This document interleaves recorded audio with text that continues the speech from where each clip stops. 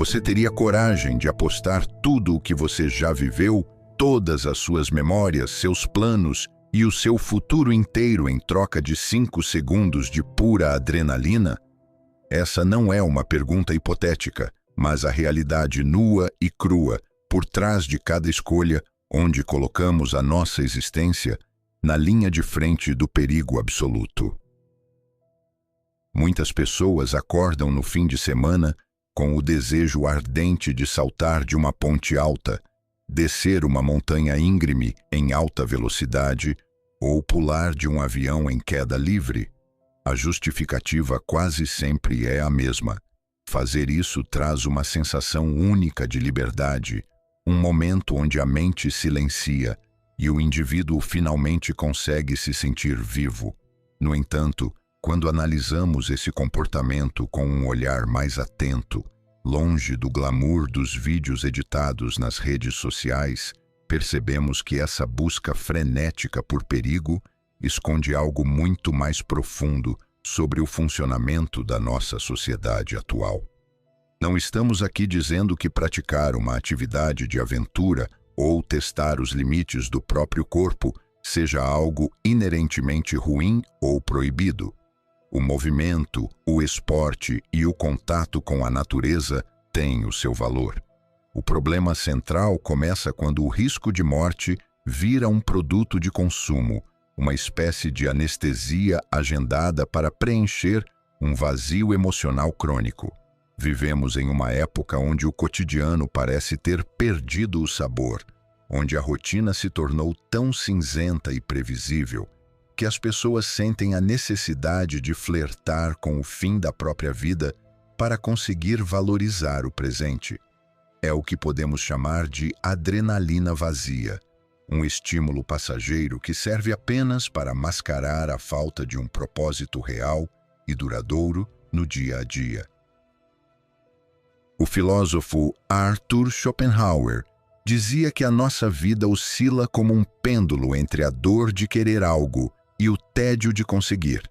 Quando escreveu sobre a vontade, aquela força cega, irracional e incessante que nos empurra a querer coisas sem parar, ele estava, sem saber, descrevendo o circuito de dopamina no cérebro humano.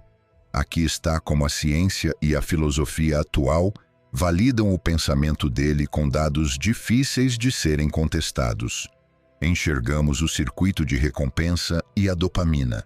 Hoje, a neurociência moderna, através de estudos de neuroimagem conduzidos por nomes respeitados, como o neurobiologista Robert Sapolsky, Stanford, e a psiquiatra Anna Lembke, Stanford, autora de Nação Dopamina, confirma exatamente o mecanismo do pêndulo schopenhaueriano, mas com termos biológicos. Ao contrário do que o senso comum pensa, a dopamina não é o neurotransmissor do prazer, o alívio após conseguir algo, mas sim o neurotransmissor da antecipação e da busca. É a dopamina que gera a fissura, o desejo, a vontade que Schopenhauer dizia que nos escraviza. Quando queremos algo e não temos, o cérebro entra em um estado de déficit dopaminérgico. Isso gera ansiedade e estresse. É a dor que o filósofo apontou. Quando o praticante de esporte radical finalmente salta ou desce a montanha, há uma descarga maciça de dopamina e endorfina. Porém, o cérebro busca o equilíbrio. Logo após o pico, o sistema nervoso central realiza uma regulação para baixo, reduzindo drasticamente os receptores de dopamina. O resultado biológico disso? Tédio profundo, vazio e apatia. É o pêndulo voltando com força. Na psicologia comportamental e clínica contemporânea, o maior respaldo ao pensamento de Schopenhauer vem do conceito exaustivamente replicado em pesquisas acadêmicas chamado adaptação hedônica, estudado por psicólogos como Sonja Lyubomirsky.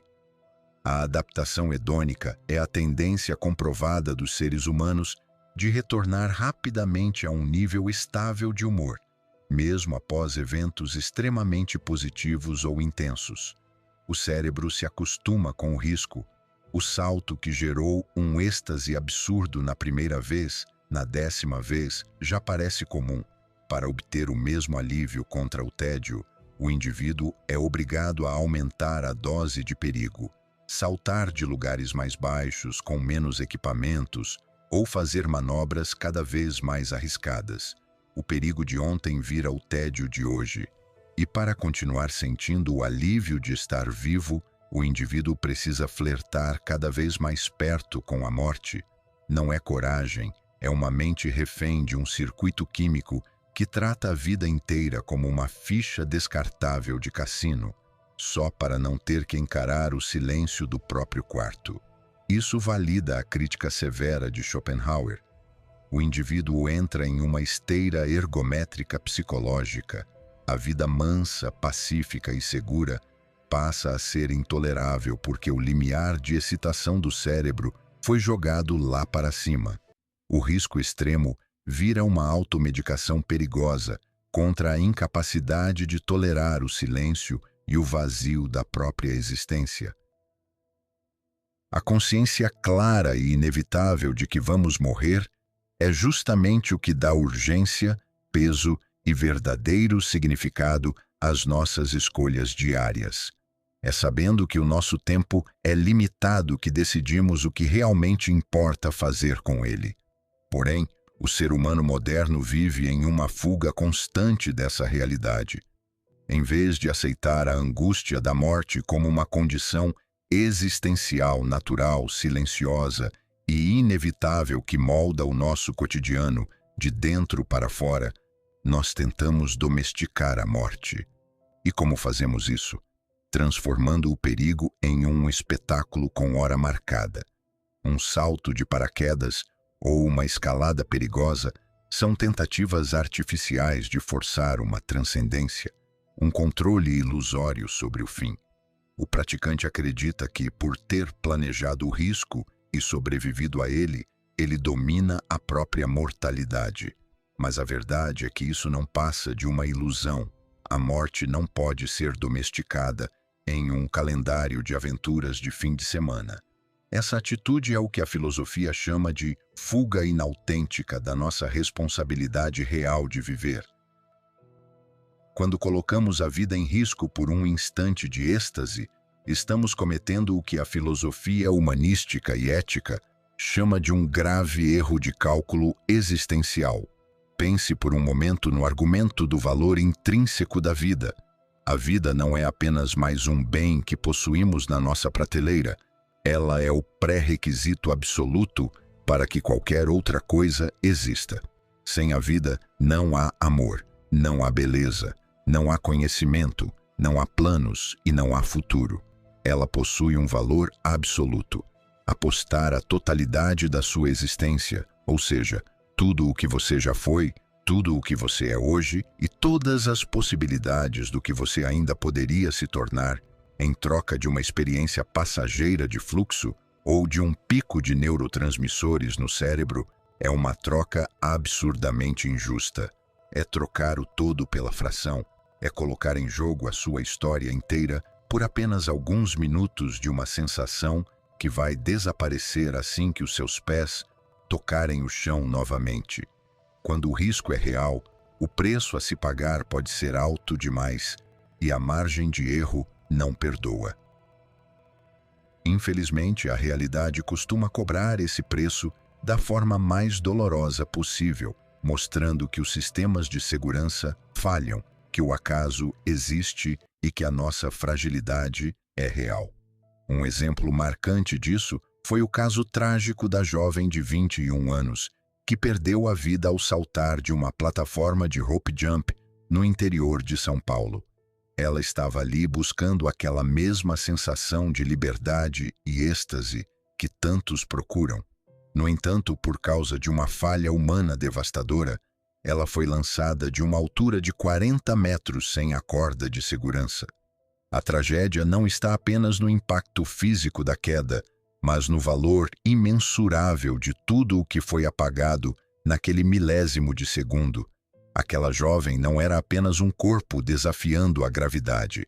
Ela era uma mente cheia de sonhos, Uma pessoa que tinha objetivos profissionais, planos de carreira, viagens para fazer, amores para viver e uma história inteira de construção pessoal pela frente. Todos esses valores absolutos e planos futuros foram cancelados em troca de uma atividade de segundos que não acrescentaria nada de sólido à sua essência.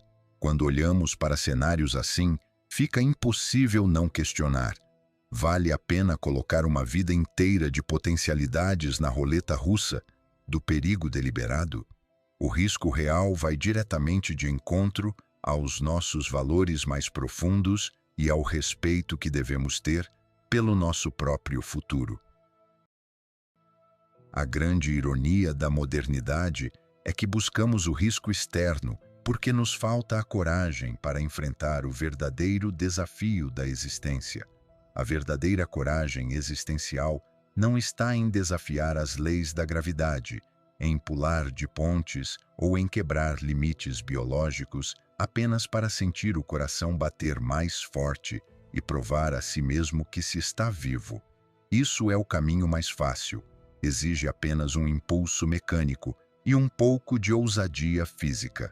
A verdadeira e maior aventura que um ser humano pode viver é o processo longo, silencioso e muitas vezes difícil da construção de si mesmo.